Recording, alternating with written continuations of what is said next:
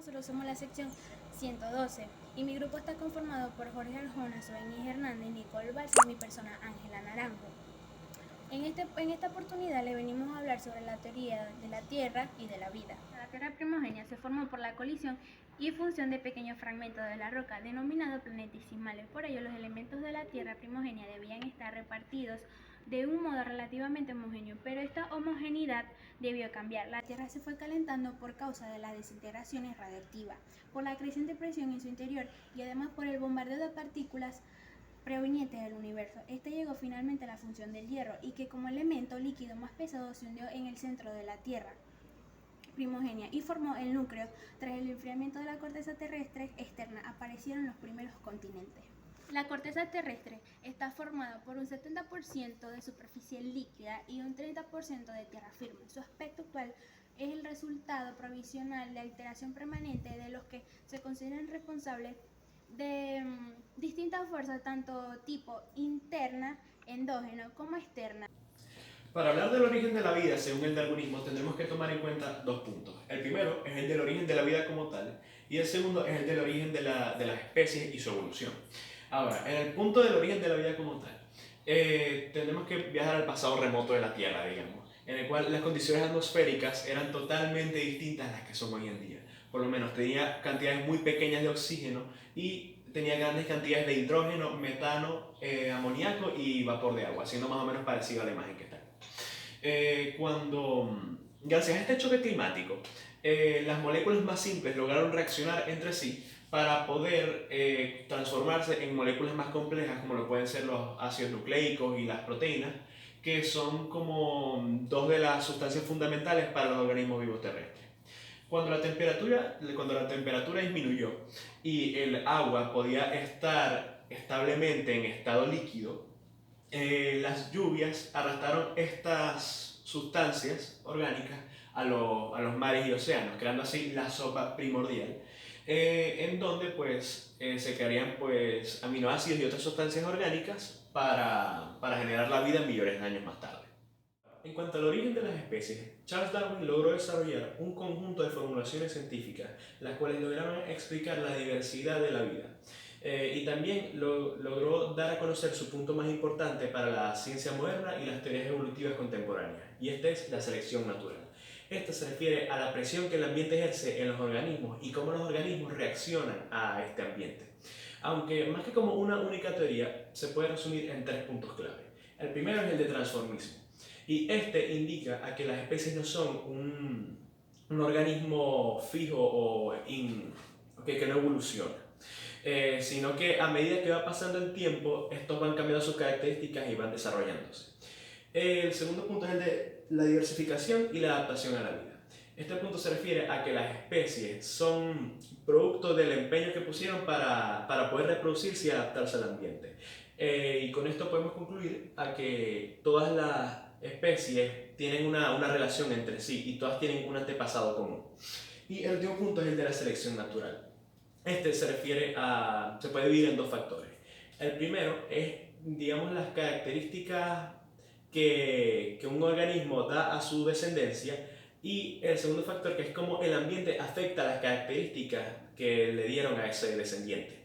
Y ahí es donde se puede distinguir las especies que se extinguen a las que no. Buenos días, mi compañera Nicole Balsa y mi persona Sobenis Hernández les venimos a hablar sobre la creación desde el punto de vista bíblico.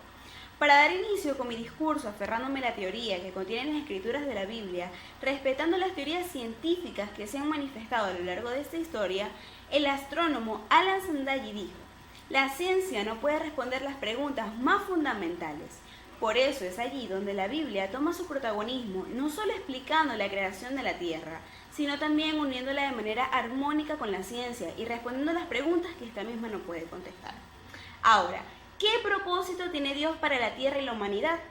Lo que la Biblia nos afirma es que Dios es el creador del universo y la Tierra, y lo podemos afirmar en Génesis capítulo 1, versículo 1, concordando con la ciencia actual en que la Tierra tuvo un principio y le respondió a la pregunta que normalmente hace la humanidad, ¿por qué existe algo en vez de nada? La respuesta es que Dios es el creador del universo, lo cual lo afirmamos en Hebreos 11:3. mostrándonos que vivimos en un mundo creado por Dios y la creación refleja las majestades del Creador.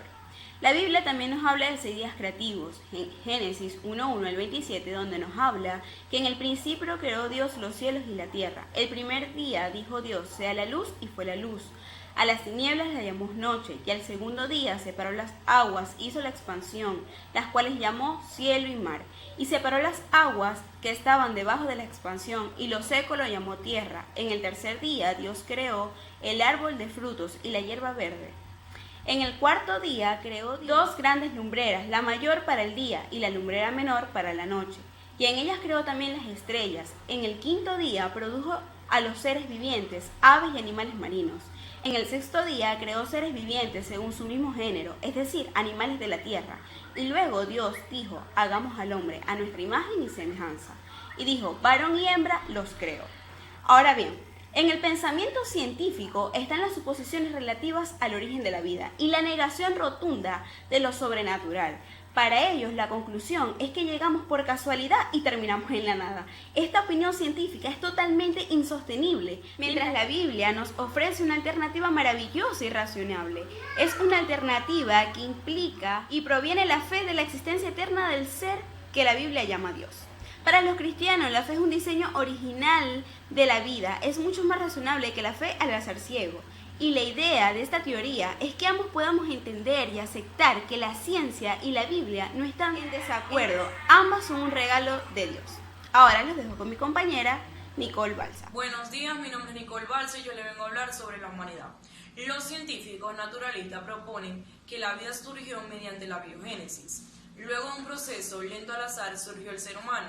En contraste, la Biblia nos presenta un relato donde la vida en el planeta Tierra fue planificada por Dios.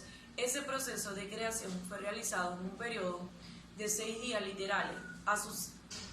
El ser humano en ese proceso de creación es la corona de la creación. A su semejanza, su hacedor es lo que lo hace un ser especial, aunque tiene características semejantes en otros seres creados, que lo exhiben ciertas facultades que lo diferencian del resto de la creación. Al leer el primer relato del primer capítulo de Génesis, encontramos que Dios siguió el orden natural. La semana de la creación creó la materia. Al principio habló sobre la luz y se hizo. Luego separó el espacio para que los siguientes elementos estuviesen separados y se movieran con seguridad. Entonces creó una provisión para el sostén donde iba más especificado. Por ejemplo, plantas para que hubieran alimentos, hierbas para que hubieran semillas y árboles para que hubieran frutos.